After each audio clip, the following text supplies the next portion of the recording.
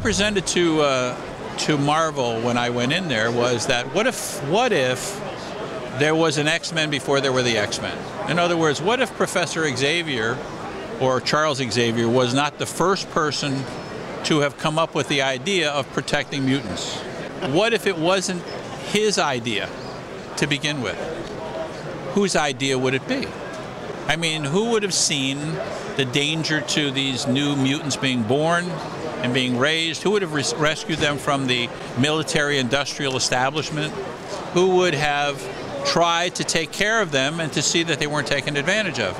Who is older than Charles Xavier and Magneto? Who do you think? I'm not a psychic.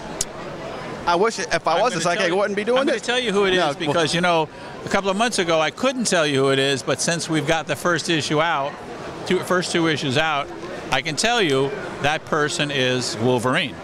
He's about 125 years old.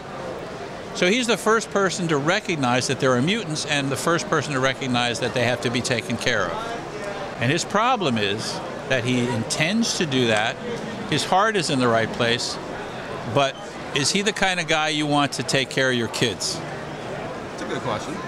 Not the kind of guy you want to touch around sharp objects, probably, no. So in the very first issue, he actually goes and gets a hold of Charles Xavier, who is all of 17 years old, bald and quite capable of walking across a room, and inviting him to help him. And Charles Xavier turns his back on him in no uncertain terms and kicks him out of his house. Now Wolverine has to do it on his own. Right.